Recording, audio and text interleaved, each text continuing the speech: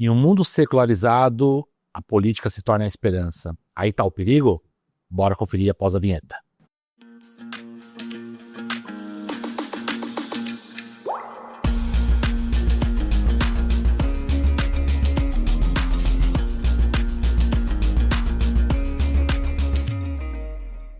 Queridos seguidores, muito obrigado mais uma vez por presentear a esta pessoa com a sua audiência. Eu sou o professor Altair Prado e a cada dia esse podcast, que agora está se tornando um talk show, crescendo cada vez mais, crescendo nas redes sociais, crescendo em qualidade, eu melhorando como entrevistador. Então, só tenho a agradecer a você. Isso aqui é um presente para mim e para você. Um lugar onde tem divulgação de cultura, história e informação para esse povo que tanto precisa.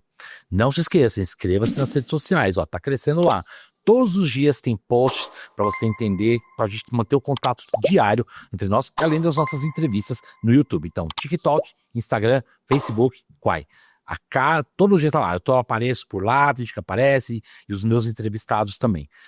Muito obrigado pela audiência, pelo crescimento. Aqui também no estúdio hoje eu tô aqui com o Flávio que faz a arte das coisas, faz a capa. Flávio, muito obrigado. O Flávio é meio que ele fica no canto, já participou de alguns episódios e aqui nos nossos estúdios. Bora!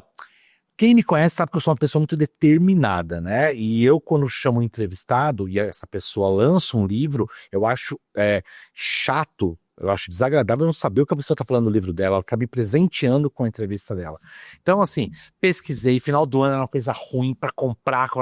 Achei o livro, porque eu não ia conseguir trazer o livro. Eu achei o livro. E ele vai assinar aqui, no pod. Eu trago novamente aqui a nossa figura fantástica, Francisco Raso.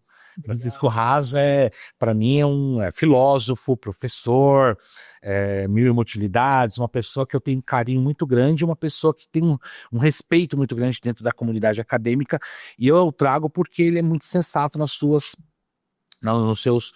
livros, né, nas suas redes sociais. Ele trouxe um livro chamado A Imaginação Totalitária, os perigos da política como esperança. Em uma era secular, eu acho que é perigoso isso, né, Francisco? Tudo bem? Muito bom. Obrigado, Altair, pelo convite. Mais um prazer enorme estar aqui de novo no seu programa, com essa cara nova, assim, bem legal. Parabéns, viu? Muito obrigado. Eu agradeço demais os espectadores, espero ser um bom programa. E a sua pergunta, os perigos aí se é perigoso numa era secular a política se tornar a nossa única esperança, esse é o tema do livro. Sim. É dele que a gente vai conversar. E no meu entendimento, a resposta é sim. Sim. Não depositem as esperanças na política. Vai jogar videogame com seus filhos, que é muito mais interessante. Você acha que o totalitarismo começa na imaginação, nesse ponto? Como identificar essa disposição no nosso cotidiano? Para a gente responder a sua pergunta, eu vou fazer algumas distinções importantes. Por favor.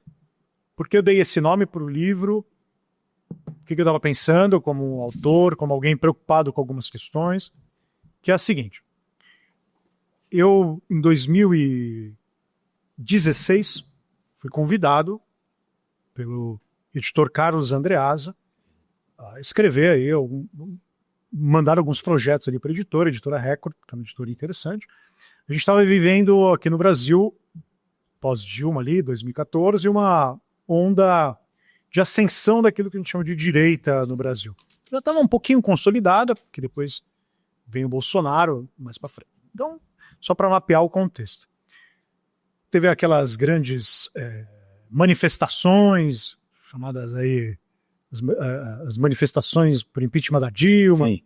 Pessoal, contextualizar um pouquinho. Eu não escrevi meu livro para responder a este contexto. Eu estava vivendo neste contexto e a partir deste contexto eu tive alguns insights daquilo que eu já vinha estudando. Sou da área da filosofia, sempre me interessei por filosofia política e sempre me interessei mais ainda, esse é um ponto fundamental para a gente entender o problema desse livro, como é que eu justifico nas minhas escolhas e decisões políticas a violência. Porque política é coerção. As relações de tomar cuidado das coisas públicas passam por coerção. Política é você mandar em alguém e alguém obedecer. Ponto. E essa relação de obediência, ela se dá, de alguma forma, por um processo de justificativa e legitimidade. Quem obedece, para lembrar aqui o velho Max Weber, quem obedece é que confere legitimidade a uma autoridade que está ali mandando. Então, grosso modo, qual que é o problema da política? Que essa relação de obediência se esgarce, se perca, se rompa para uma relação de violência. Porque se eu estou numa relação política de formação ali de uma comunidade que dialoga, que dê razões para aquilo que vai tomar como decisão, o limite disso é a violência.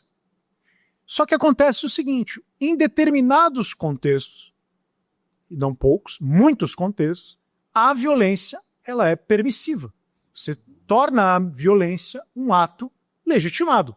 Afinal de contas, a política ela termina justamente no ato da violência.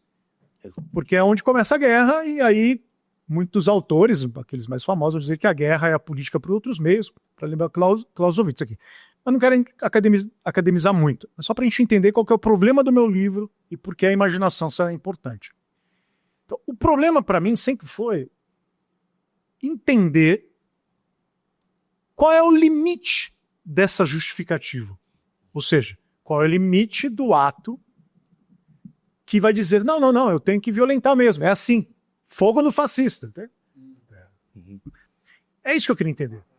É entender quando alguém mata outra pessoa ou se mata em nome de uma causa e diz, é assim mesmo. É isso que eu quero fazer, eu tenho que fazer isso. Esse é o tema do meu livro. A imaginação o livro chamado Imaginação Totalitária é um livro para responder esta questão. E aí pode falar. Deixa eu só concluir. Claro, conclua. Por que eu usei o termo imaginação? O termo imaginação é um termo que, para mim, na minha família teórica, a maneira como eu penso teoricamente, ela significa a capacidade que eu tenho de trazer a minha memória, que é uma capacidade mental, a memória, e projetar expectativas. Se a memória me vincula com o passado, a imaginação é a capacidade que eu tenho de dar unidade ao que minha memória tem e projetar futuros. Porque política é a projeção de expectativas. Não pode esquecer disso.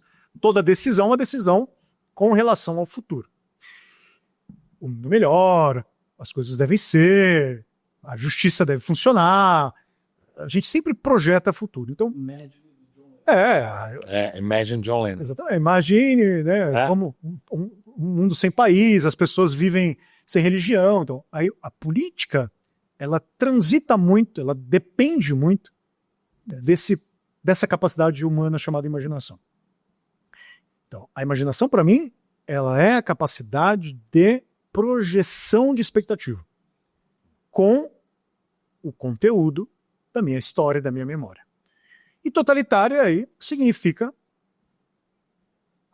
essa forma de pensar a partir de abstrações que, de alguma maneira, eu vinculo aos regimes do século XX, aos regimes chamados de totalitarismo. Começou lá com o termo totalitário vem lá do fascismo italiano, depois desemboca ali em outros regimes. Eu queria entender isso. E aí, para responder definitivamente sua pergunta, onde entra a ideia de esperança?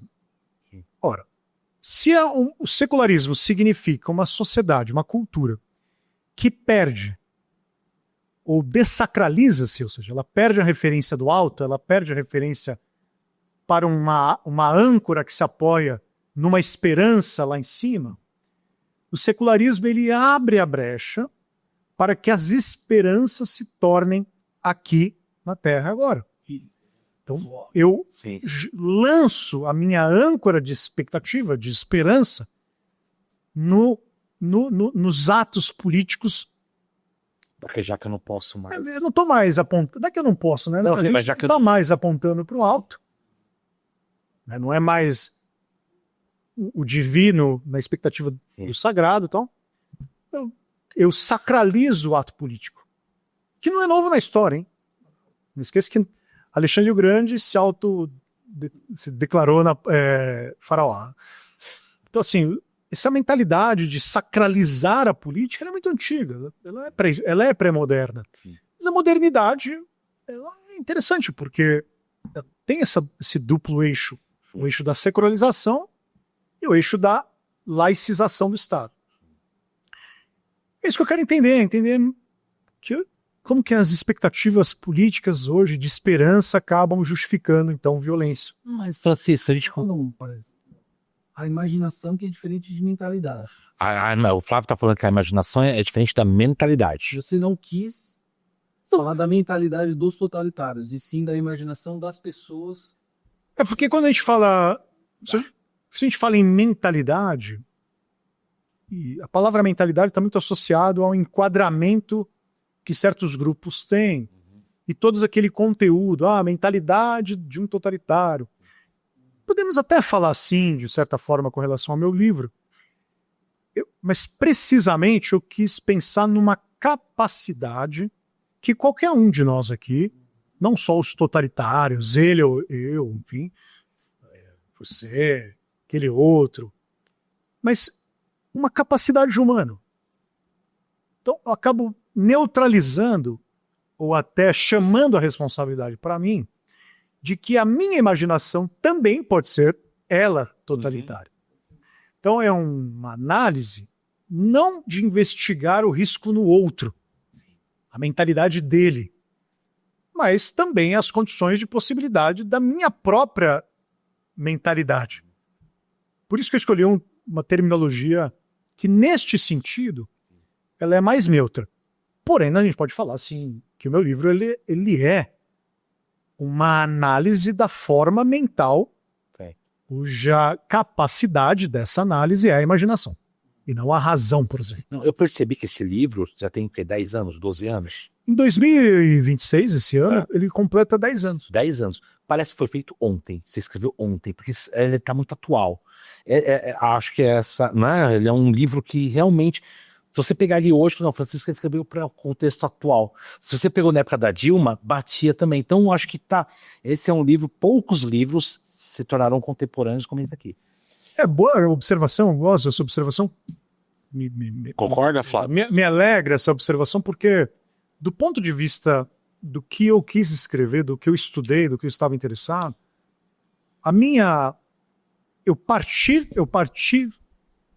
parto de uma experiência localizada, de uma experiência momentânea, cujas demandas eram aquelas, mas eu não queria responder àquelas demandas.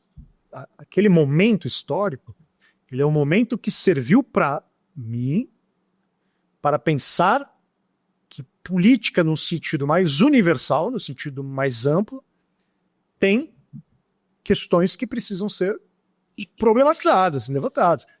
Por exemplo, se você abrir um livro da República do Platão, um livro que tem 2.500 anos, você vai se surpreender com a capacidade que o Platão tem de falar coisas que para nós, caramba, parece tão atual. Por favor, não quero me comparar a Platão. O que eu quero comparar é o que fazer filosofia significa. Basicamente isso, assim. Sim. Obviamente que eu não faço filosofia tal como Platão, porque Platão é divino, eu sou um mero mortal.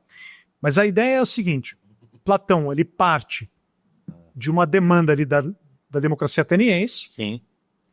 Essa democracia ateniense deliberou sobre a morte do Sócrates num julgamento, que é muito conhecido, né? A morte do Sócrates é um julgamento, um tribunal da morte do Sócrates.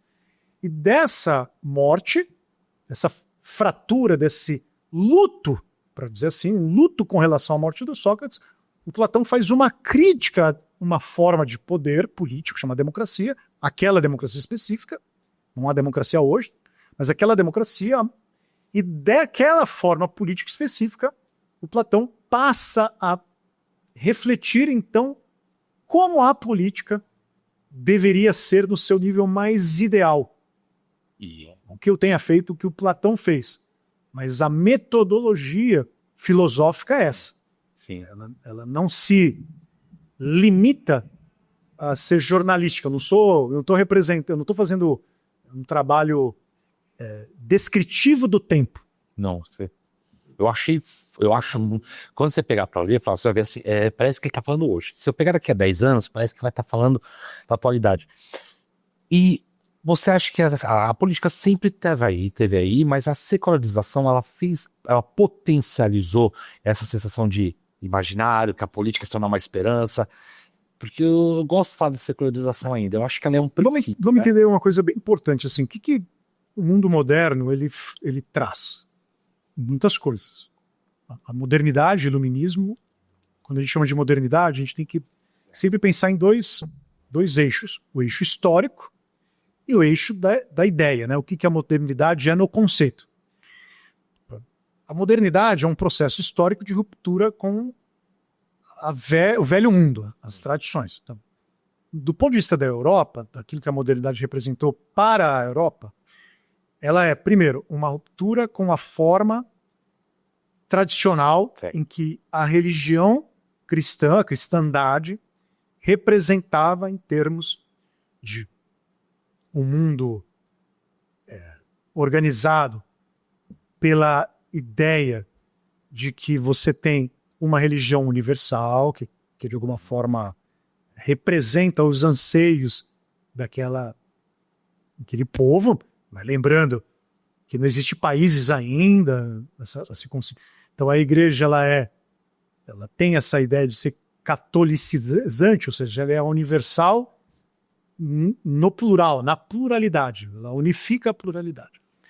Então quando o mundo moderno surge, ele surge a partir de vários eixos, várias rupturas. A primeira ruptura é a ruptura com relação ao conhecimento. Sim. Com relação à antiguidade do conhecimento da filosofia antiga, da filosofia aristotélica, com relação à ciência, à imagem do mundo. Então, o mundo ptolomaico, o mundo pensado, né? Os terraplanistas, coitados, né? Estão atrasados. O desenho do mundo como uma imagem ptolomaica, a Terra no centro, o homem como representação, né? Pensar no Dante Alighieri. Uau, né? Exato, né? Como o coroamento. Então você tem essa ideia de ter o homem como fundador. Sim. Que representa a criação. Um homem. Outra coisa importante, quer dizer, a gente tem uma relação de fé e razão muito. A filosofia é serva da teologia, então a filosofia ela serve para justificar a teologia. A formação dos estados, os estados monárquicos, depois a gente vai falar disso um pouco mais. Com certeza. Então, o mundo moderno ele é um mundo de, primeiro, dar ao homem a autonomia quase que absoluta. Então, o homem passa a ser a ética humana. Como que eu respondo assim? Como viver a minha vida? Eu vivo a minha vida formando leis que eu mesmo crio. Esse conceito de autonomia. Então, outra coisa que é centralizante no processo de modernização, a razão. A razão como um coroamento fundamental daquilo que o ser humano é. A ciência. Então, a ciência como método, exatamente, o método científico como método descritivo e justificador daquilo que é a realidade. Tudo isso, de alguma forma, grosso modo, assim não dá para a gente explicar muito, vai limitando a presença daquilo que a religião significa no mundo. A religião perde o status de dar ao homem a salvação, a palavra final, aquilo que tecnicamente chama de escatologia, né? A resposta aos fins últimos. Então a religião vai cedendo, vai literalmente, o terreno da religião vai erodindo para se tornar um alicerce, cuja representação desse alicerce não é mais as catedrais góticas, por exemplo, mas é a Torre Eiffel, por exemplo, para usar uma imagem parisiense que é bonita, né? Catedral gótica. Paris é interessante por causa disso, né? Tem de lado. Tem, né? Ali é a Revolução Francesa, ela é a representação disso, e a Torre Eiffel é a representação da modernidade. O aço, Belle Époque, a representação. a libertação humana. Então, mas o que é mais importante de tudo? Então, assim, resumindo tudo que eu estou falando. Nasce uma nova consciência. Qual consciência? De que a providência, ou seja, a presença de Deus guiando as decisões humanas, cede espaço para a autonomia humana. Então a consciência social passa a ser governada pela capacidade humana dela mesma dar o seu destino. Nós damos o destino para a nossa própria vida. E aí? Perceba que o liberalismo, neste sentido, ele é a representação, o coroamento do mundo moderno. Sim. Isso, como consequência, veja que a secularização neste primeiro conceito, nessa primeira imagem, radiografia muito rápida que a gente está fazendo aqui, a secularização é esse processo de esvaziamento da religiosidade, da expectativa religiosa, para o surgimento, para a ascensão de um autocentramento no ser humano. Então, o ser humano passa a ser detentor, protagonista do seu próprio destino. É isso que é secularização, sim, grosso modo. O que a gente tem que lembrar nesse meio tempo? O surgimento do Estado moderno. O Estado moderno, ele não representa mais, a política moderna, ela não representa mais aquilo que a política antiga representava. O que Aristóteles pensava da política? A política é uma disciplina arquitetônica. O que governa as decisões políticas é, em última instância, a felicidade. É aquilo que Aristóteles vai chamar de eudaimonia. A política é a formação da condição para a virtude perfeita. Sim. A felicidade é a atividade da alma numa vida completa segundo a virtude perfeita. E a política é o que promove isso. Uhum. Só que o mundo moderno, pós-Maquiavel, pós-Thomas Hobbes, enfim, não dá pra gente fazer um diagnóstico tão completo aqui, mas o mundo moderno, ele rompe com isso. A política passa a representar o Estado moderno, né? Estabilidade, segurança, identidade. Eu não vou culpar o Maquiavel, eu gosto muito do Maquiavel nesse sentido, mas o Maquiavel é aquele que faz com que a política tire o lastro da moralidade e represente o Estado que garanta estabilidade. A palavra Estado significa estabilidade. Toda a formação do Estado moderno, de alguma forma, passa a ser a formação, aquilo que o Max Weber vai dizer, de racionalização burocrática da sua própria subsistência. O Estado ele quer subsistir burocraticamente, racionalmente, né? Para quem preferir assim. Então, o totalitarismo ele os regimes totalitários, de alguma forma, são respostas ou aquela consequência não intencional de um processo histórico complexo como esse que eu meramente tracei, de emancipação. De emancipação, que ela tá falando. O Estado totalitário só pode ser o Estado moderno. Sim. Porque, cara, estados religiosos já existiram no mundo pré-moderno. Sim. Por que existiu o Estado totalitário só no mundo moderno? O meu livro não é uma resposta a isso exatamente, mas eu me aproveito desse problema. Sim, eu vejo. E é isso que a gente começa a analisar. Quando você começar a ler, você vai ver, Flávio, que ele faz isso, ele chega nesses pontos. Porque para mim é isso, né? A ideia complexa, assim, a gente sabe que a gente tem um mundo que hoje se fragmenta em facções ideológicas, direita, esquerda, só uma delas. Que eu ia te perguntar, já vou chegar nessa pergunta, mas continua, mas termina. Não, é rapidinho. E aí você tem um Estado que se tenta unificar essas facções. Né? O próprio Mussolini, o desejo do Mussolini era superar, né? Combater o liberalismo, por isso é até interessante os caras chamaram liberais de fascistas. Hein? O Mussolini era antiliberal por excelência. Sim. E de alguma forma ele queria criar uma superação dessas facções, tanto liberais quanto socialistas, e aí traz a imagem do Estado totalitário, porque no fundo ele acaba sendo a divinificação do Estado. Sim. Não divinificação do agente político, mas aquilo que podemos chamar de você acaba emantizando, né? Você traz a transcendência, não é um termo meu, né? Para a Terra, né? Numa definição muito rápida, Estado totalitário é a tentativa de se instaurar o paraíso via uma imaginação, né? É uma imaginação. É o que a imaginação faz. A imaginação apocalíptica. Exatamente. E eu ia te perguntar, essa imaginação totalitária, ela até consegue modificar o que seria esquerda, direita, centro nela? Porque não é? O problema não é ideológico. Cara, sempre me incomodou muito. Eu lembro que quando eu escrevi esse livro, a Márcia Tiburi, virá trazê-la aqui, mas é interessante. Mas eu vou trazer uma outra figura também, Felipe Neto, por exemplo. Percebam que não só esses caras, tá? A direita também padece muito desse mal, mas eu estou usando eles como exemplo porque funciona nesse sentido que eu vou dizer aqui, só nisso. Perceba que combater o ódio, discurso de ódio, como conversar com fascistas, que é um livro que surgiu na mesma época que o meu. Perceba que é sempre identificar o outro. A maldade no outro. Exato, quer dizer. Até fiz o fascista, claro, eu coloquei, você viu lá no Instagram? O fascista é o meu adversário.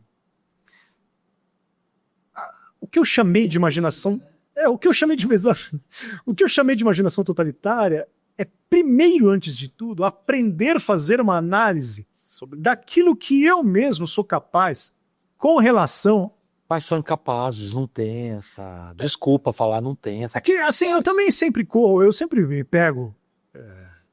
Esse é um problema que a gente sempre tem que considerar. Eu sempre me pego também imaginando que eu vou destruir os meus inimigos políticos. Sim.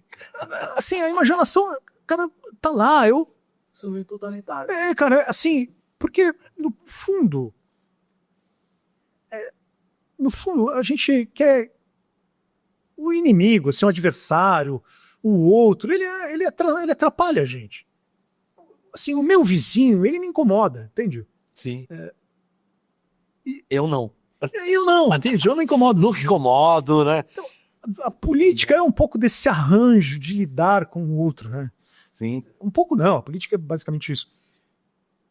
E a imaginação totalitária, nesse sentido, ela é a corrosão dessa consciência. Sim. Ela corrói essa consciência. Por isso que eu abro o meu livro. Mas é proposital.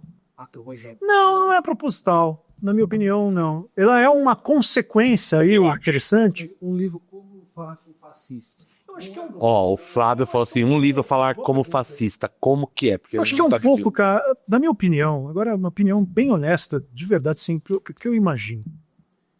Não estou pensando mais, vamos fazer uma opinião, quando eu digo, vou fazer uma análise fria daquilo que eu entendo, como que esses livros tornam-se queridos no mercado editorial. Sim. Acredito que há sim uma certa ingenuidade sobre aquilo que é política. Sim. Não é uma...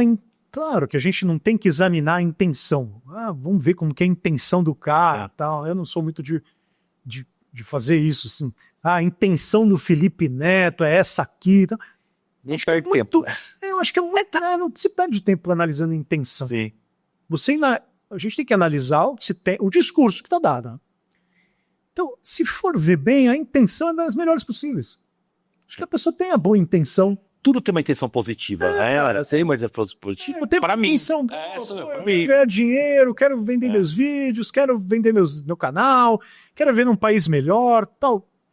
Mas aqui que está o problema. Sim. A intenção, ela é boa, mas também pode ser ingênua. Sim. E a tentação de se corroer é muito rápida. Cristo está lá no deserto, aparece o Satanás e oferece para ele um oásis. Cara, você está com fome? Olha, você pode transformar essa pedra em pão. Então, assim, teu pai te abandonou, mas eu tô aqui. Você não tem esse poder? Pô, sai de reto, Satanás. Sabe? Porque a intenção... Pô, você não tá desesperado aí e tal, olha, isso pode ser resolvido de uma maneira muito simples. Só pular lá, você pula do... o seu pai não vai te salvar? Essas tentações são interessantes, percebe? Essa tentação do pão é uma boa ideia? Uma boa ideia, cara. Por que eu não transformo a salvação em pão?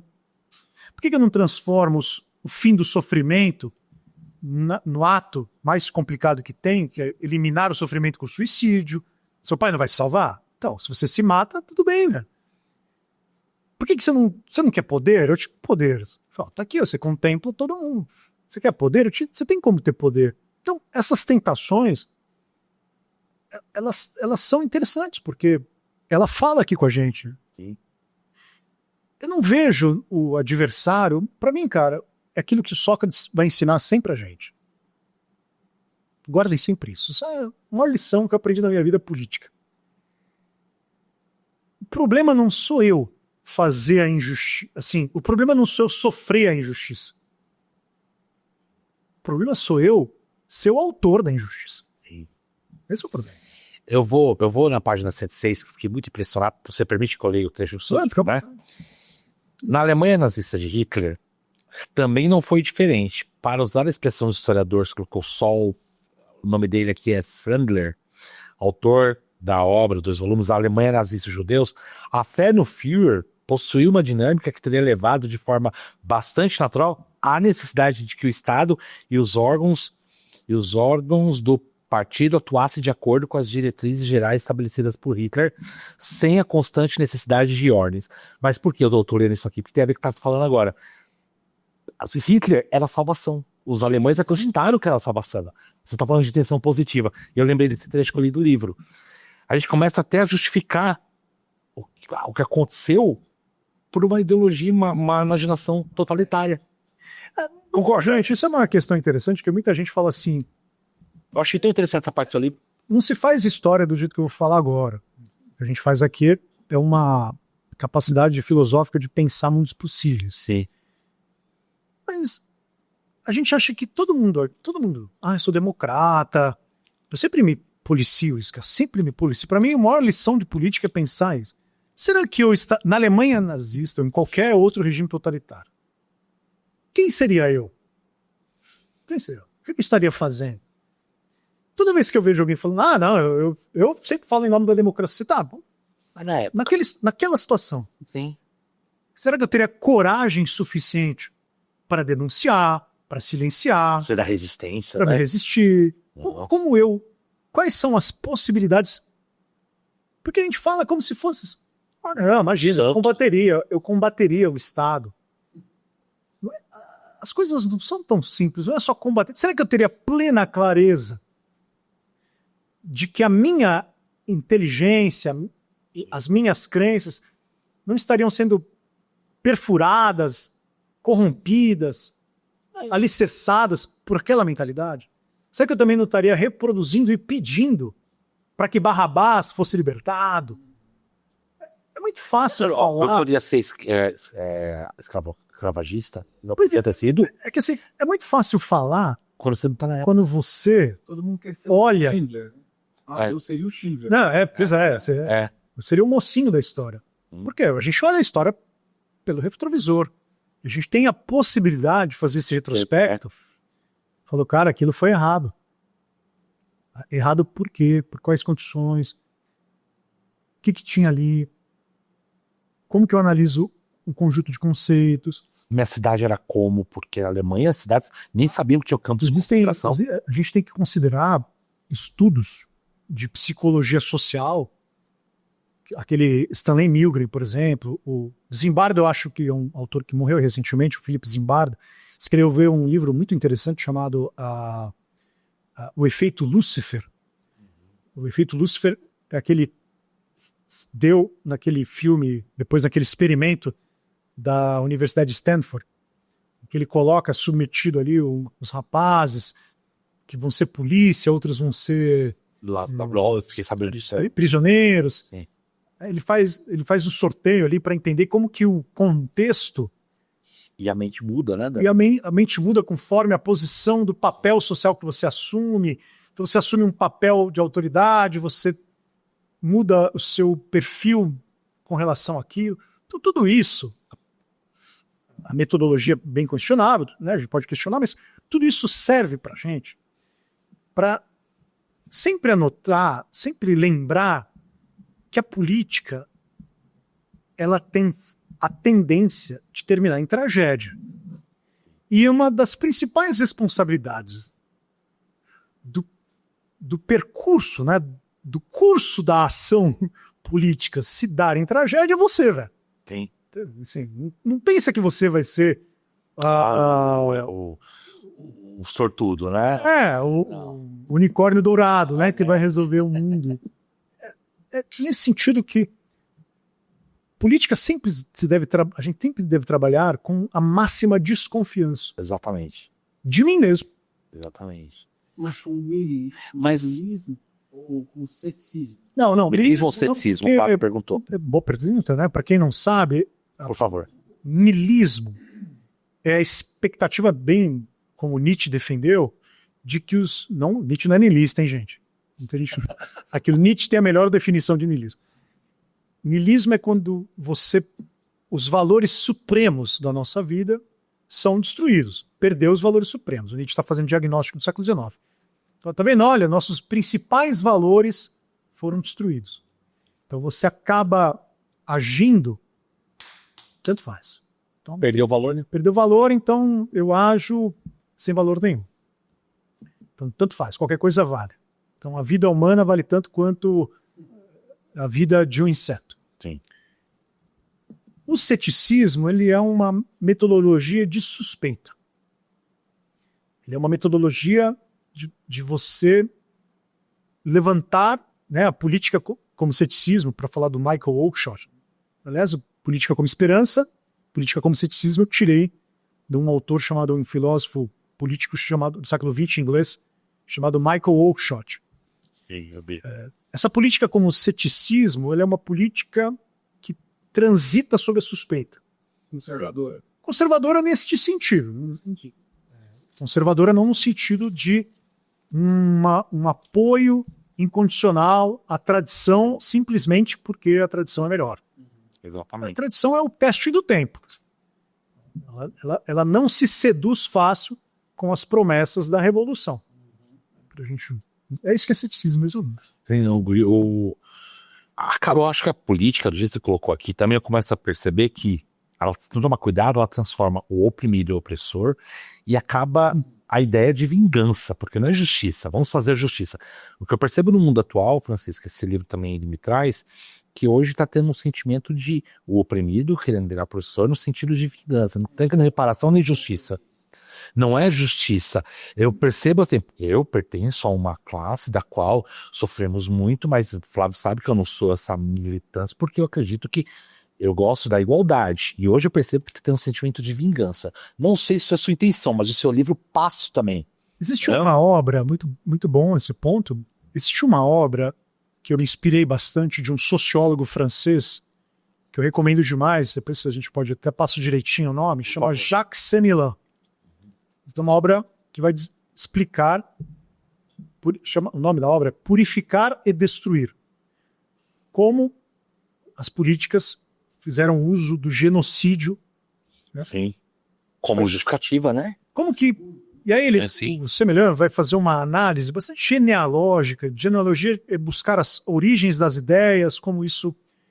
O método genealógico é um método bem nietzscheano, inclusive, de pegar as origens do conceito e ver como essas origens vão criando suas raízes, suas consequências, seus frutos e tal. Então ele vai fazer uma análise comparativa de alguns regimes políticos, de alguns genocídios na história. Tá? Ele vai dar aquele genocídio em Ruanda, o genocídio nazista, os armênios ali. Tá sem muitos detalhes, mas para a gente fixar uma ideia dele, que é a seguinte. A prática genocida, que é a consequência final de um ódio perverso, de um ódio destruidor, ela não surge do ódio. Ela nasce do ódio. Porque a investigação do genocídio não pode partir do fato simples de que é só o discurso de ódio. Isso é mais fácil. O discurso de ódio. A questão do Sénilin é entender por que esses discursos ganharam aceitação. Exato. Por que eles se tornaram... Qual foi Assim, Estopinha. por que você aceita, de alguma forma, tornar lugar comum, chamar uma etnia de barata? Sim. No caso de Ruanda. Do Hitler. Sim. O que você aceita? Então, como é que a ideia de se tornar uma praga, se tornar uma doença, se tornar um verme, vai cultivando um imaginário de destruição, não porque eu odeio, porque, veja, o discurso do ódio é só a resposta mais fácil, mas porque eu desejo asepsia, né? Eu desejo limpeza. A análise que ele faz é uma análise bem interessante, e aí eu vou chegar no seu ponto, que é o processo de vitimização. Exato. Veja, é um dos processos mentais, psíquicos mais difíceis que tem. É a vitimização. É você se ver, se autocompreendendo, é se fazer, não é uma máscara.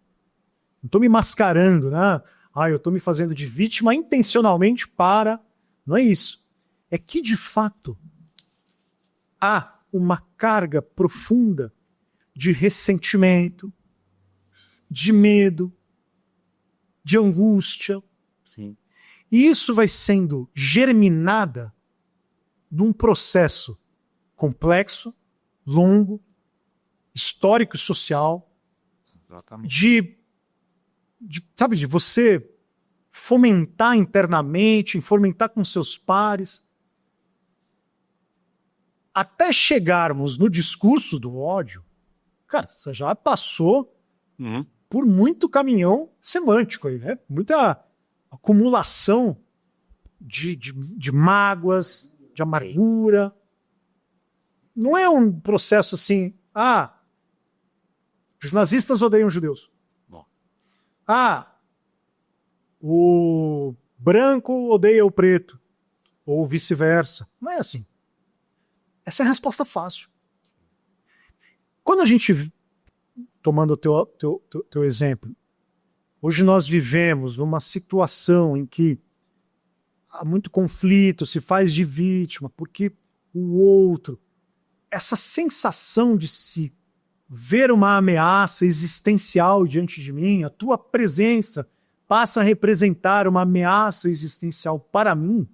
Cara, quando você diz isso, é porque você já, não, você está falando genérica, é porque a gente já acumulou uma carga de significado. Isso é uma bomba. É uma bomba, porque... É uma bomba. Aí você começa um processo que o Semler vai falar, eu trabalho um pouco disso, né?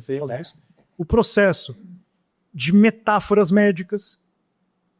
Sim. O que é metáfora? A metáfora sanitária, né? A metáfora do verme, a metáfora da política como um processo de higienização. Então, a política ela não é mais o processo de negociação de ideias. Lembra que política, para mim, nada mais é do que negociar decisões. Sim. Racionalmente no espaço público. Virar de homem. Isso, porque a política agora se torna do rebaixamento.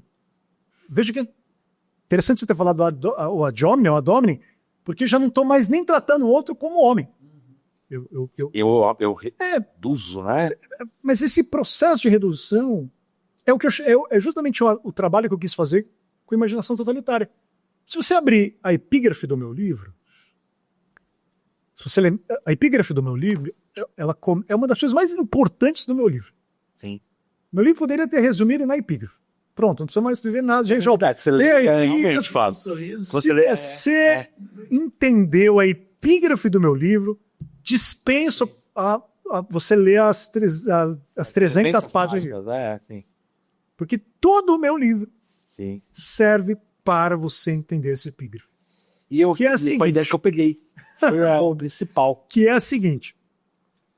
Um personagem, Raskolnikov, de Crime e Castigo, da Dostoiévski, matou uma agiota.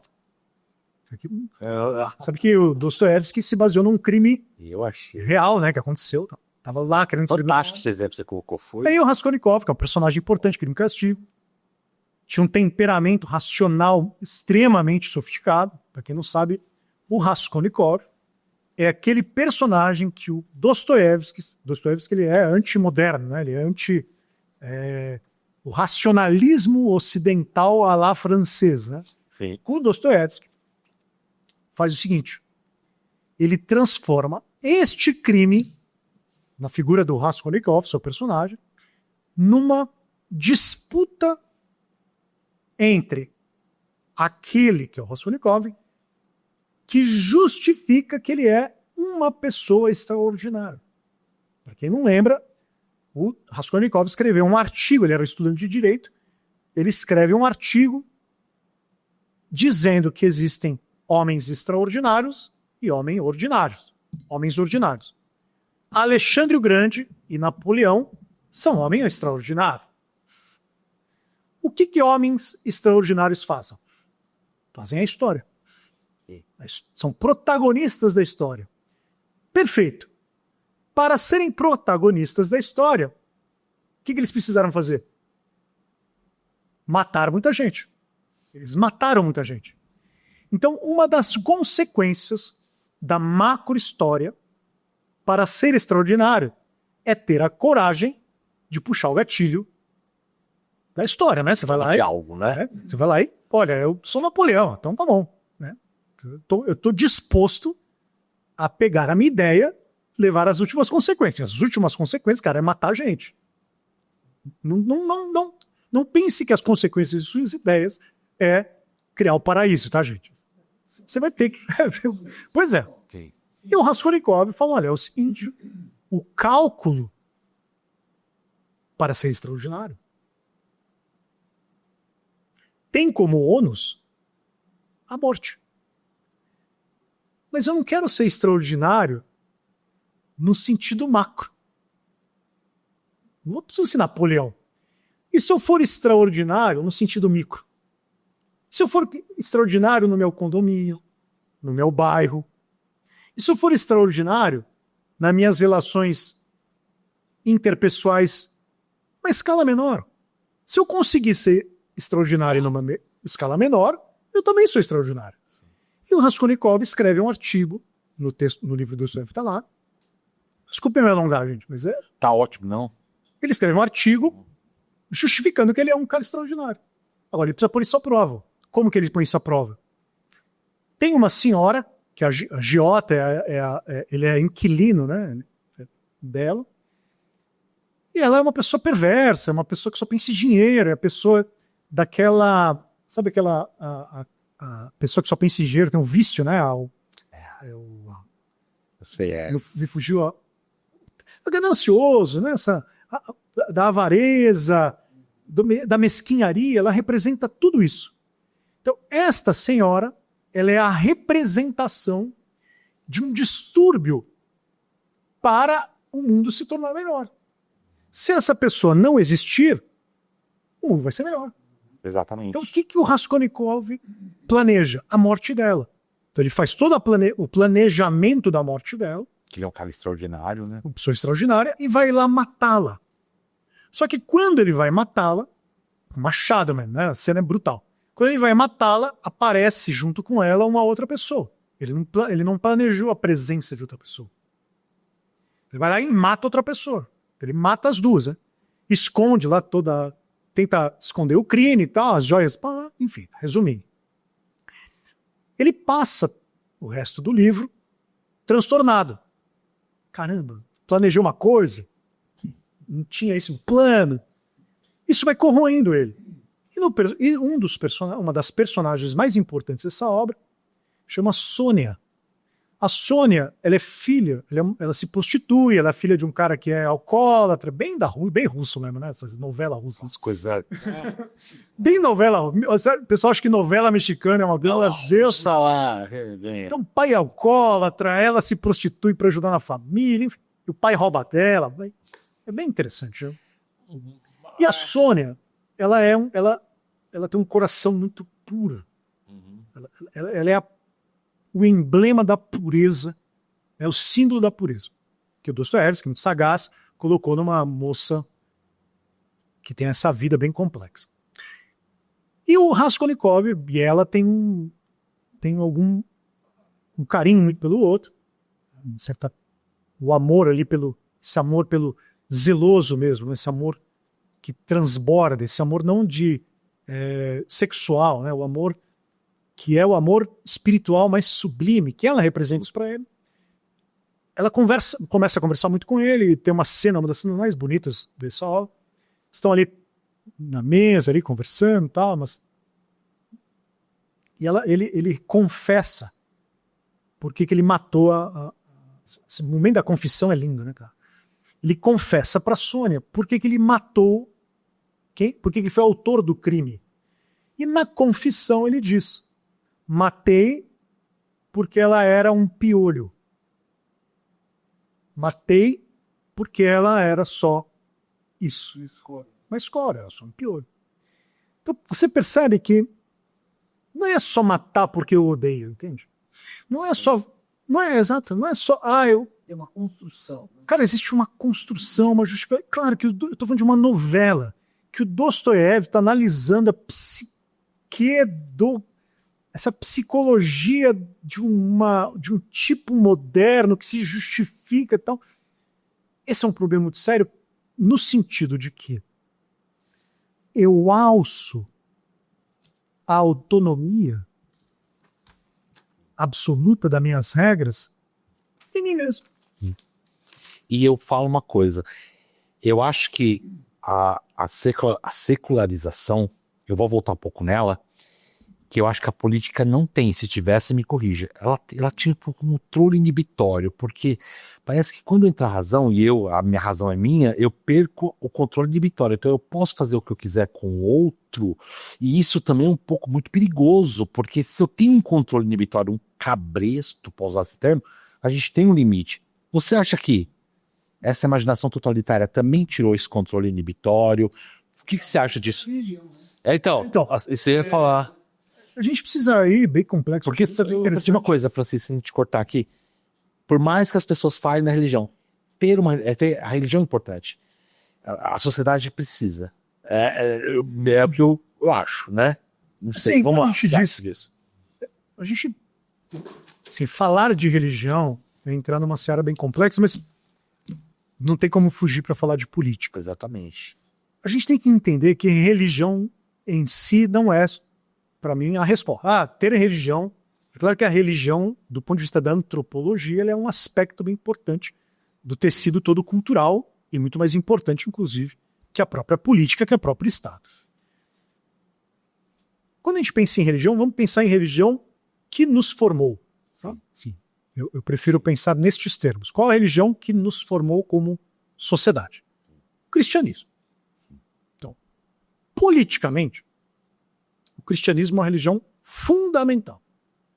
Porque qual é a base do anúncio do Cristo? O que o Cristo anuncia? O reino de Deus. Então, o evangelho, aquilo que Jesus prega, é o reino de Deus. Uhum. Portanto, ele é uma forma política. Exatamente. Então, ele é um discurso político, neste sentido, porque ele prega o reino. Jesus não está pregando a revolução, não está pregando aquele movimento hippie, não, anarquia, não sei o que, né? Isso aí é quando o Rei Leão, lá, o Simba vai para a floresta lá e come os... Sabe, não sei se vocês lembram do Rei Leão, é muito bonitinho, né? Que Ratuna Matata, eu não quero saber de política e tal. Não, Cristo prega o reino. A forma do reino de Deus, essa é interessante, é uma forma que, primeiro, ela exige, acima de tudo, a renúncia a outras formas políticas. Qual forma política ela exige a renúncia? Essa política imperial, que Jerusalém estava sob o jugo de Roma, né? Lembrar que qual que é o ambiente político da época do Cristo? Roma, né? Roma, o imperador, culto ao imperador, tal. E também o ambiente político dos próprios sacerdotes ali que do mundo judaico. E o Cristo, de alguma forma, ele anuncia o reino em renúncia a outras formas de reino, a outros reinos, né, a outras formas de poder político. Porque o reino que o Cristo anuncia, ele subverte toda a ideia de glória, de soberania. Se você lembrar bem, toda a ideia de soberania, ela é necessariamente ligada à religião. O soberano é, em última instância, aquele que legisla. Carl Schmitt vai dizer que o soberano é aquele que decide, né? No estado de exceção. O soberano é, por definição, aquele que, de alguma forma, fundamenta as leis, né? Últimas. E o Cristo vai mostrar, numa ruptura radical, que o reino de Deus não é este reino. Então, o ato do reino é renunciar a essa noção de soberania, a essa noção de glória, a essa noção de virtude política, tanto dos gregos quanto dos romanos, né, o trono, tal, essa glorificação do símbolo de que o soberano se realiza aqui. O reino de Deus não se realiza aqui. A única forma do reino de Deus começar a anunciar aqui é na prática que o Cristo exerce. A maneira como o Cristo vive.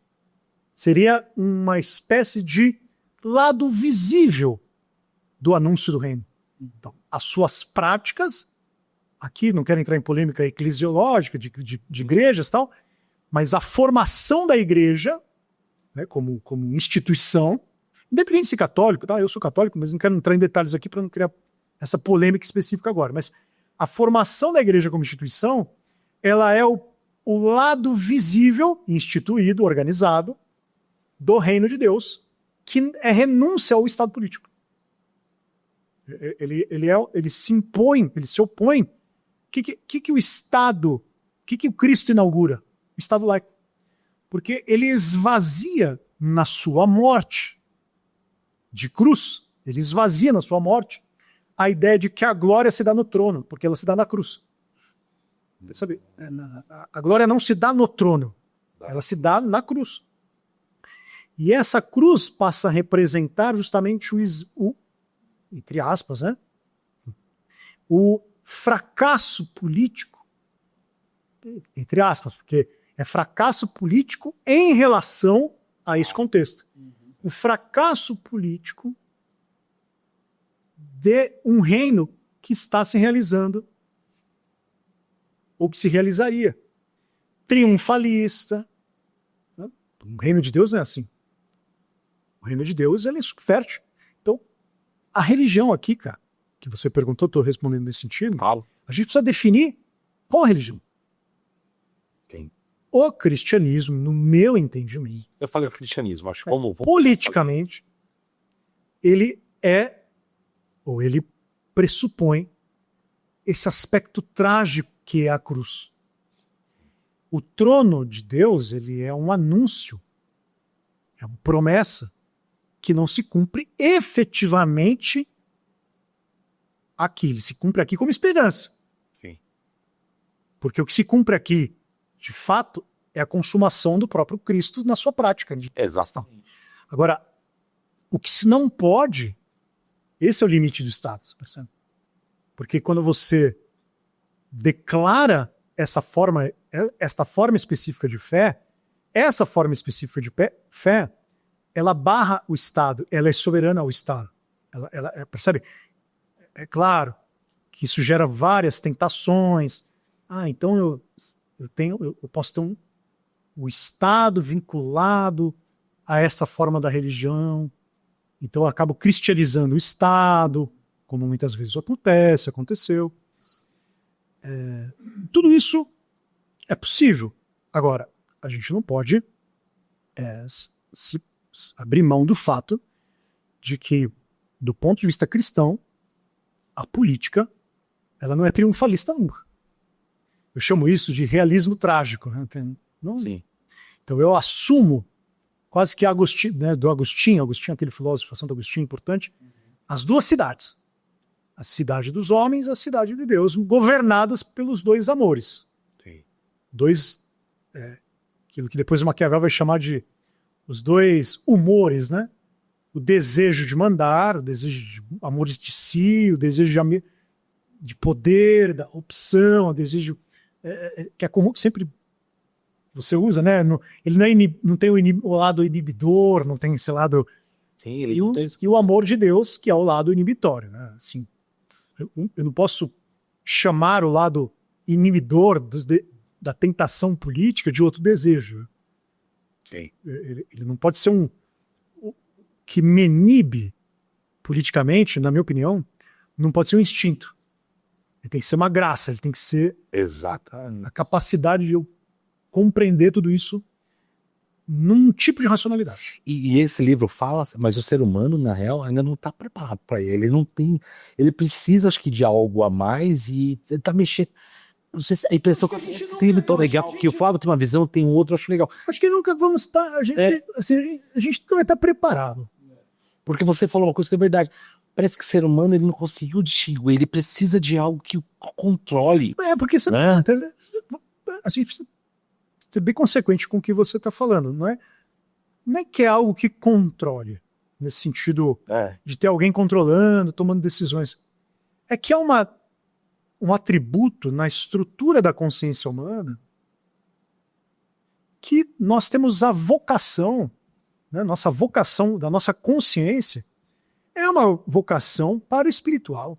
Concordo. A consciência ela não é uma inteligência apenas. Sim. Ela é também uma abertura para uma realidade possível. Exatamente. A consciência ela se abre para uma realidade possível. Ela clama por esta realidade. Ela é uma abertura, ela não é só uma calculadora de probabilidade. Isso nosso GPT, nosso Gemini é muito melhor. Ela faz isso muito melhor. Ser uma calculadora de possibilidades de que raciocínio. Agora, essa abertura para o pensamento, para uma vocação desse tipo, para uma pergunta do tipo quem eu sou, quais são as esperanças últimas. Isso é bom. O primitivo olhou para a cirurgia, né? Olhou para cima e perguntou, why? Porque eu tô aqui. Porque existe, né? Isso é uma vocação da consciência. Acho que o ser humano ele tem esse talento da vocação, você falou. Sim. Né? E você deixou uma coisa bem clara, que as pessoas acham que o ChatGPT tem esse dom da vocação. E aí você falou outra coisa bem diferente. Não, e ele falou uma coisa que é interessante. As possibilidades o chat dá, mas a vocação, nossa, isso ninguém vai tirar. A inteligência artificial, para mudar um pouquinho de assunto, né, ela é uma grande calculadora de probabilidade. Sim. Calcula, é que a gente está acostumado calculando linearmente, né? Mas ela calcula em vários vetores, ela calcula probabilidades no nível absurdo que a gente leigo não consegue imaginar isso. Então, quando você dá um comando, a gente chama de prompt, tecnicamente, quando dá um comando, ela está calculando esse comando a partir de um banco de dados que interage com esse comando. Então, a inteligência, ela não quem é o comandante da inteligência? O prompt ele é o mais importante porque o GPT ele sempre vai te dizer que você tem razão. Percebe? O GPT é um verdadeiro agente que transforma alguém em totalitário sempre. Tá vendo? Porque o GPT ele é o assistente que vai sempre dizer você tem razão. Tá O GPT não, é todas as inteligências artificiais. Porque ela nunca vai dizer, chefe, você está errado. A não ser que você peça, olha, sempre me corrija aqui. Mas no limite, ela sempre vai dizer, você tem razão. Porque ela espelha, como uma grande calculadora de probabilidades, aquilo que você pensa. Quem pensa é você. O ato do pensar nunca vai deixar de ser meu. Não tem como. Ela não, assim, isso é fundamental. Não tem... Por isso que o GPT, a LLM, né, essas inteligências gerais, né, elas funcionam sempre a partir de um comando que é dado e recebido. Tem uma entrada e uma saída. E é você que conduz isso. Perigo também, né? Por isso que é perigoso, porque a gente fica lá quem é mais ingênuo, quem é mais leigo, tá lá dialogando com o GPT, e o GPT está sempre dando respostas a partir daquilo que você vai alimentando. Então parece sempre que você é a melhor pessoa do mundo, é a pessoa mais certa que tem. Ah, é brilhante! E aí envolve questão comercial das big techs também, Sim. de querer sempre manter o usuário preso, bem recebido. Muito bem. Vamos lá.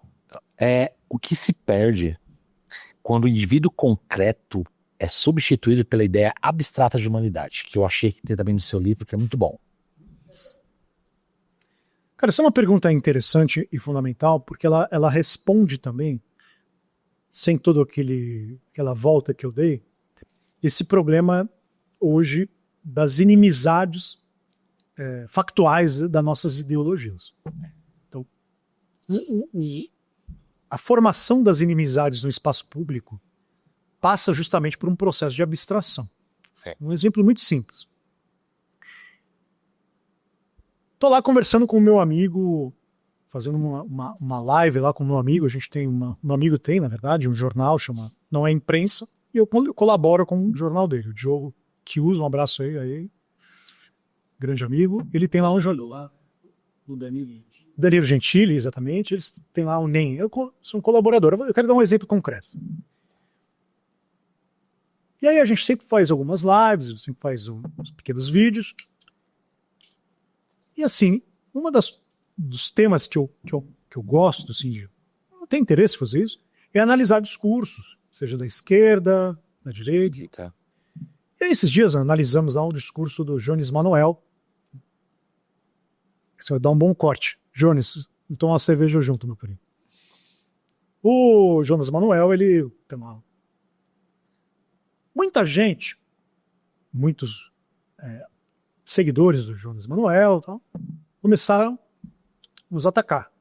Atacaram no sentido dessa pergunta. Quais são os ataques? Os ataques são abstrações. Os ataques não são assim, nossa, o Raso disse isso está errado aqui. Isso que o Francisco falou, isso que o Diogo falou, é um absurdo. Por quê? Porque ele está equivocado aqui nestas premissas, o argumento dele é inválido.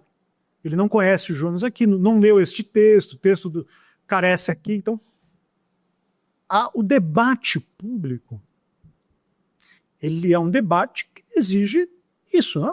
Uhum. Alguém está me ouvindo aí, eu discordo do Raso. Concordo. Por que eu discordo? Tá errado, ele citou ali o Evangelho, talvez ele se equivocou num ponto. Raso, olha, você que se equivocou nesse ponto aqui, bom, beleza, vou dar uma olhada nisso. Isso é um debate relativamente saudável, porque ele é o debate das razões que atravessam a nossa conversa. Mas, para nossa surpresa, dois brancos aí, você fala assim... Virou o inseto da história. Pois é. Você fala assim porque você é branco. O cara é preto e tal.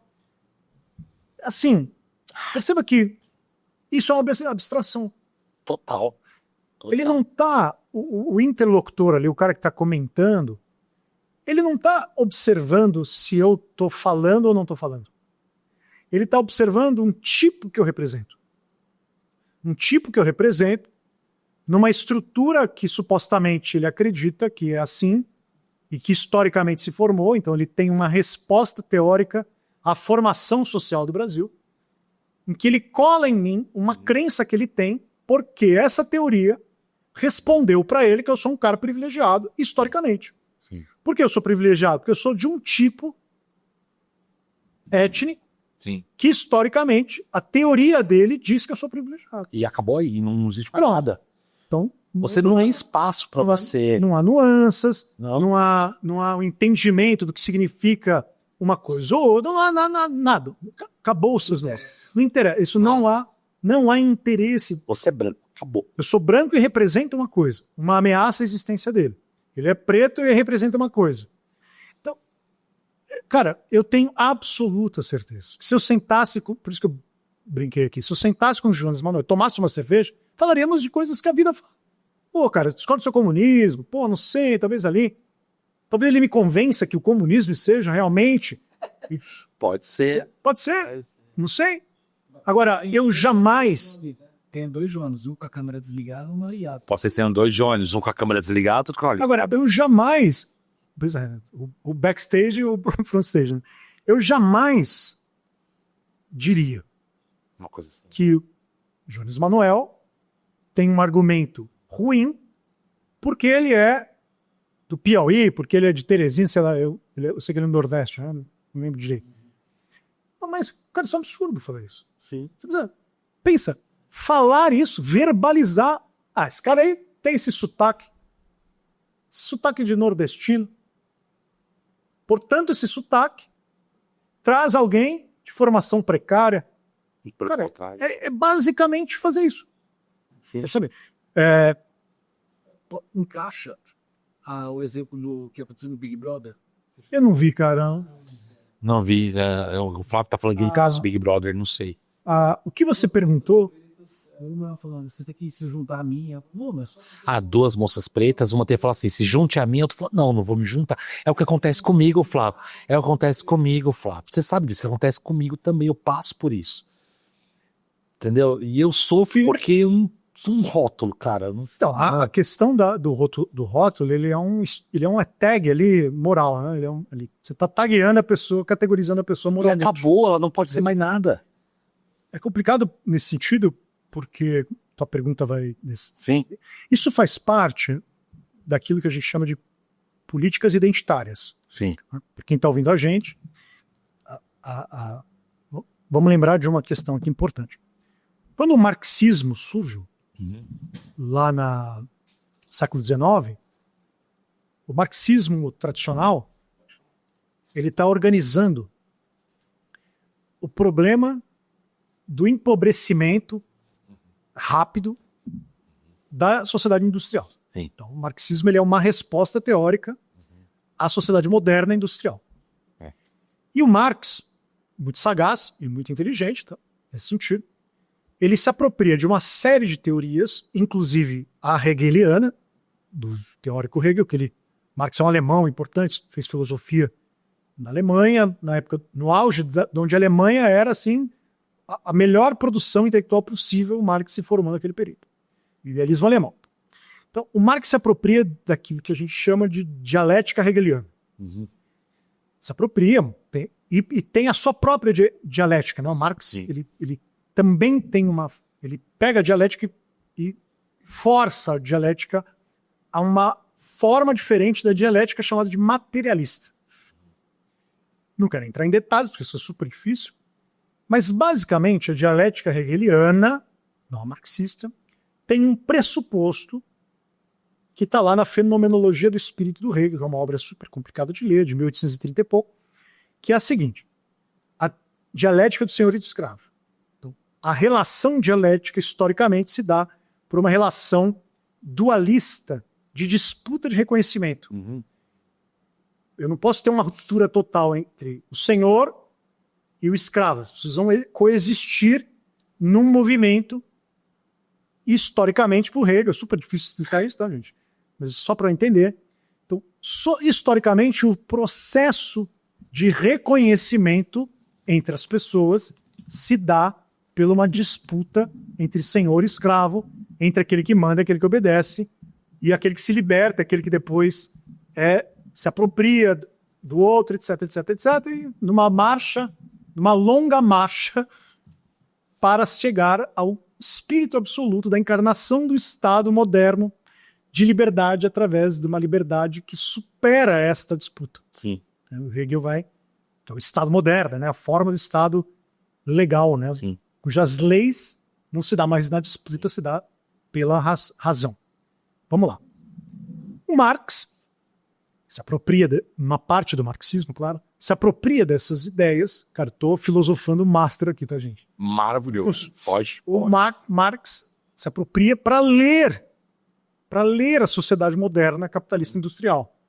E o Marx identifica, obviamente não há nenhum esforço para identificar isso, porque é um fato da história de que o capitalismo ali que está surgindo com aquela consequência não intencional que é a pobreza. Então, as classes trabalhadoras que estão surgindo na Europa Inglaterra, sobretudo, Marx é alemão, a Alemanha não chegou nesse nível ainda. Mas a Inglaterra, a França tem um movimento de autoempobrecimento, concentrações urbanas ferrenhas. Né? Tem aquele livro do Engels, caótico, o livro do Engels, que fala da classe, a condição da classe trabalhadora na Inglaterra e tal. Tudo isso é verdade. Aí o Marx identifica a economia política inglesa como aquela forma de ciência, vamos chamar assim, que justifica essa sociedade, não? Claro. Grosso modo é isso. Tá. Vamos lembrar de uma coisa. Em 1848, Marx escreve o Manifesto do Partido Comunista como um manifesto rápido ali, por Partido Comunista que está surgindo. E ele abre o manifesto. Cara, estou resumindo o máximo aqui, gente. Ele abre o manifesto declarando que a luta de classes é o motor da história. Sim. Então a gente tem aí que a história é a história das disputas de classe. E uma classe para o Marx, nota bem isso, a gente vai chegar onde eu quero chegar.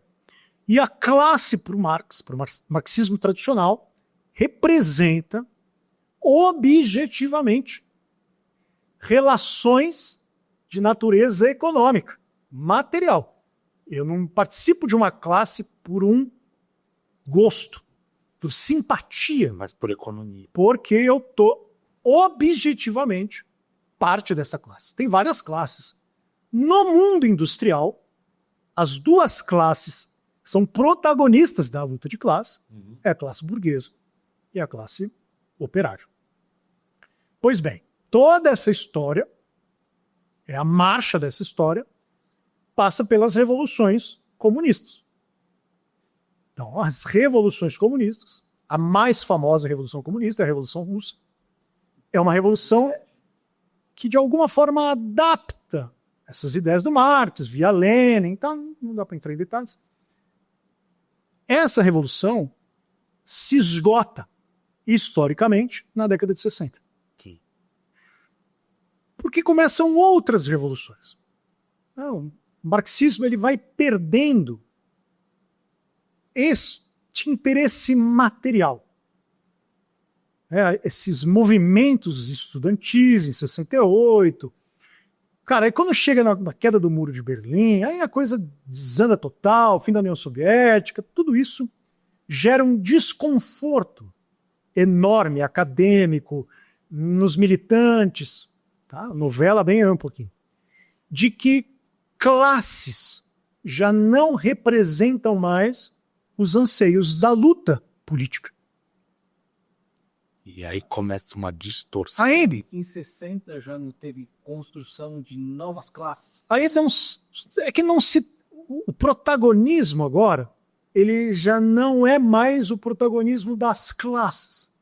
Porque os Estados Unidos, os acadêmicos americanos, com ainda da escola de Frankfurt Paralá, com Marcuse, com alguns outros autores, Marcuse é o mais importante aí, eles começam a mudar a perspectiva do agente. Porque o agente marxista tradicional, o agente aquele que age politicamente é a classe, objetivamente determinado pela sua condição econômica. O agente das políticas identitárias não é mais a classe, é a identidade. Black Lives Matter. Aí começa com o movimento negro americano, os Panteras Negras, né? Depois aquela Angela Davis, que é uma autora importante, aluna do Marcuse. Esses movimentos, movimento LGBT, movimento feminista, que é um movimento importante, o movimento feminista do século XVIII, século XIX, é isso que eu falo, eles foram importantíssimos. eles não são movimentos identitários. Sim. São movimentos do sufragista universal, que é a participação política. Maravilhoso. Os movimentos da década de 60, começa essa questão de fazer intersecções de movimento, então o LGBT com negro. Sim. Percebem? Tudo isso vai... Aí tudo vai... porque agora a questão já não é mais uma questão de estrutura econômica. Uhum. Esses movimentos se racham. Esse movimento vai se rachar em 2 grandes modelos. É bem importante a gente entender isso. O modelo liberal no sentido de o protagonista é o indivíduo. Então, a identidade, quem constrói é a identidade individual. Então ele se torna um movimento de manifestação individualista. Ou, que é o seu caso, né? Eu sou individualista, independente. Já tem uma ruptura no grupo dele. Estão querendo tirar o GB, o LG, sim. Estão querendo tirar o QIA mais reticência. Porque estão começando a ver, Francisco, que já não é mais um sentido de direitos. Você acabou de falar agora. Claro. Eu não me identifico com pessoas desse grupo. Porque a questão da identidade... As ideias. Porque a questão da identidade, ela passa a se tornar mais importante que a questão do direito. Sim. A questão do direito é uma questão de universalidade. Sim. Identidade é uma questão regional, específica. Então, eu vejo o direito. Sim. Eu batalhei pelo direito e acaba tendo a igualdade. Aí quando você vai pela... porque o direito tem a questão da racionalidade, lembra que eu estava dizendo? Sim. Agora, a identidade, ela passa por outros alicerces. O afeto, sim. A questão afetiva, a questão de ter um elemento da solidariedade. Sim. Por que se torna tão comum falar do lugar de fala? Sim. Porque é uma questão de afeto, da posição que eu me encontro numa cadeia histórica, sim. de marcas de lutas. Então a minha percepção, a minha autopercepção do meu lugar no mundo, ela é muito mais importante e legítima do que a própria capacidade que eu tenho de racionalizar sobre isso. Esse livro me trouxe uma reflexão muito interessante. Nossa, é longe. Você falou, foi fantástico. Eu vou falar uma coisa histórica antiga, ele falou uma coisa. Será que no século XVIII eu não teria, XIX, não teria sido também um escravagista? Essas coisas. Se a gente começar a ver, em 1989, 90, eu seria homofóbico. A mentalidade da época, como você fala, é verdade, Francisco, a gente tem que voltar e não falar, hoje as pessoas têm uma mentalidade que não evolui, também é errado. Mas esse livro trouxe que a imaginação totalitária, ela consegue mover. Tanto é que até eu acho que essa coisa de, não, você não pode ser preconceituoso, também está dentro de uma imaginação totalitária. Você consegue entender o que eu dizer? Faz sentido? Você fala, não, tu acho ótimo. Quando você fala em evoluir, eu sempre acho que qual que é a maior evolução que nós podemos ter com relação às ideias que nós temos? A maior evolução que nós podemos ter é aquilo que o velho Sócrates ensinou, isso é evoluir. Saber que eu posso ser o agente da injustiça. Essa é a maior. Na minha opinião, exatamente. Na minha opinião, a maior evolução que eu posso ter com relação à minha ação política no mundo é sempre reconhecer que eu também sou agente de injustiça. Exatamente. Tanto é que eu não posso julgar quem foi, porque eu acho que esta evolução faz isso. Hoje eu sei que eu posso ser um agente da injustiça. Claro. Então isso é, mas assim, não é todo mundo. E você acabou de falar uma outra coisa, que as pessoas vão para aquela ideologia e querem te colocar nessa casinha. E aí eu falo sempre pro Flávio, que eu quero sair dessa casinha, porque eu consigo entender que anteriormente houve uma história. E o seu livro fala plenamente sobre isso. Você fala, tem que ler, gente, porque é um livro que realmente fala sobre isso. Peraí, eu não vou julgar, porque eu também posso ter feito igual. E as pessoas hoje não, elas são imediatistas, eu acho. O problema do imediatismo é um problema de uma crise da própria racionalidade pública. Claro. As pessoas querem ter razão, tá certo. A questão é que a gente sempre é seduzido pela ideia de que ter razão é uma coisa que consagra a nossa certeza. No entanto, ter razão tem um custo. Qual é o custo da racionalidade? Corte. Sustentar bons argumentos. Sustentar argumentos. Isso é o custo da racionalidade. Eu tenho uma dificuldade muito grande em termos do debate. Assim. Eu não sou uma pessoa que consegue debater rapidamente com as outras pessoas.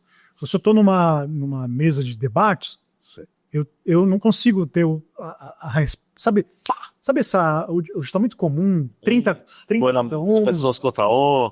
Um contra 30 contra 1 contra 30, não sei o quê, porque eu não consigo ter esse time da resposta imediata, esse time da razão, que é, na verdade, uma reação. Porque esta forma reativa, ela substituiu a forma ou o tempo da racionalidade. O tempo da racionalidade, ele é o tempo da reflexão.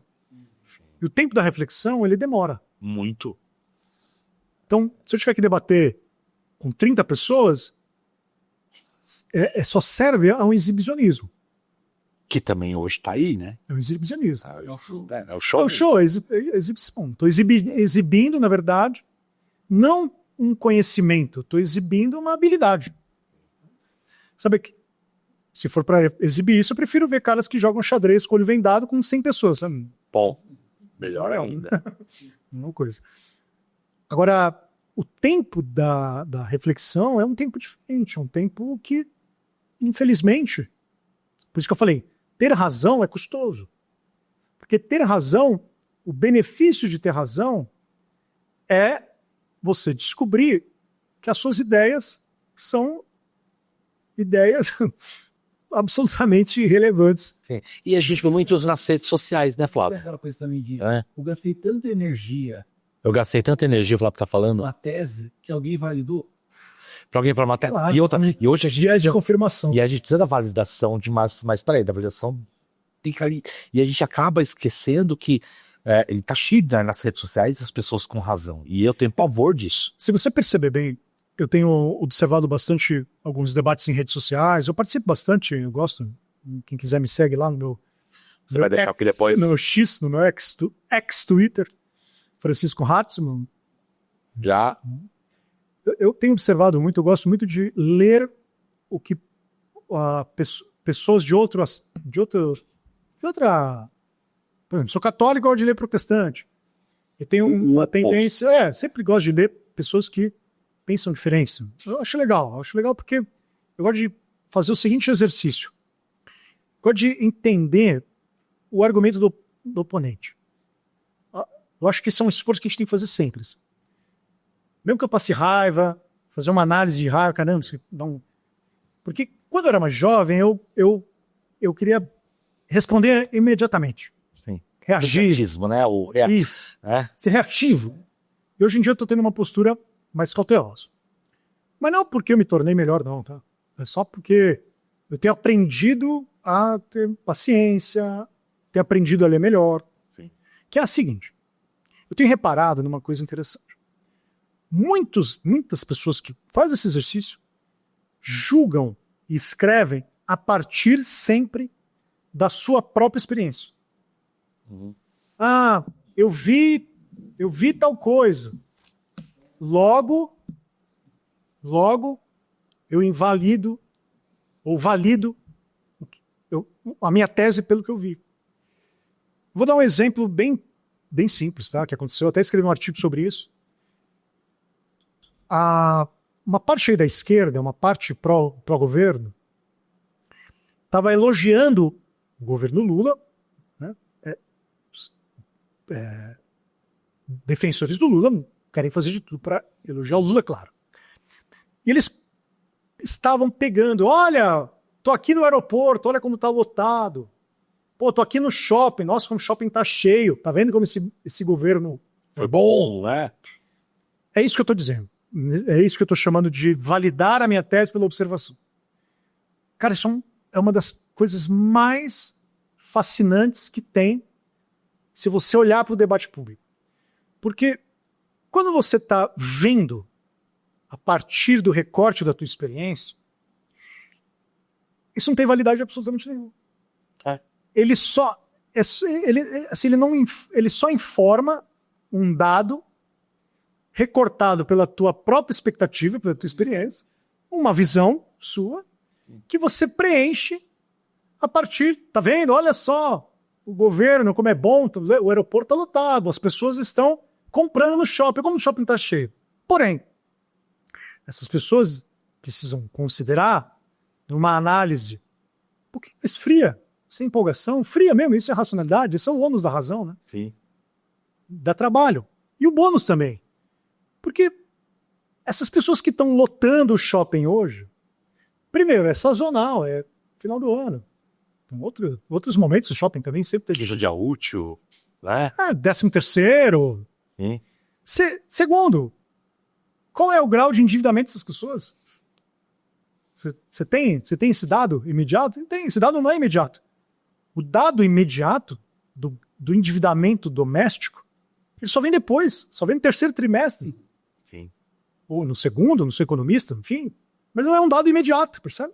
Exatamente. Ele é um dado que depende de análises de dados anteriores. Exatamente. O ano passado, aquele afã do final do ano terminou em endividamento. Então, eu estou dando esse exemplo para entender o seguinte. A propaganda também é uma arma disso. Então, esse tipo de fala, ele nada mais é esse tipo de fala do que uma fala puramente concentrada nessa mitologia, nesse misticismo da experiência. Exatamente. O seu lugar de fala, essa teoria do lugar de fala, nada mais é do que o misticismo da experiência. E que eu já não caio mais. Vamos lá. Tem que terminar. Que pena. Eu achei fantástico. Duas coisas que eu quero fazer aqui. Claro que tem uma perguntinha que eu queria falar sobre a monarquia. Francisco, eu sei que você falou... que vai o ping-pong. Você falou que você é republicano, mas a gente fez um comentário. O que você acha da monarquia voltar para o Brasil? Caso ela retorne, consigamos que no Brasil nada é decidido, nada é certo. Olha, a única monarquia que eu de fato defendo é a monarquia do reino do nosso Senhor Jesus Cristo. Amém. Essa monarquia eu defendo. Isso. Agora, sob o ponto de vista político, a monarquia como forma de governo aqui na Terra, eu não tenho problemas imediatos. Eu tenho uma tendência a ser mais republicano. Porque acredito que a cidadania, ela representa uma forma de não sujeição a qualquer tipo de autoridade. Então essa é basicamente a minha posição ideal. Ideal.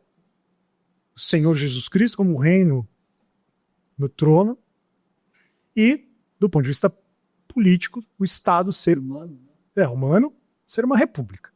Porém, sou muito pragmático. Porque, sinceramente, a minha posição política é o pragmatismo. Eu sou um realista trágico, que eu estava dizendo para você.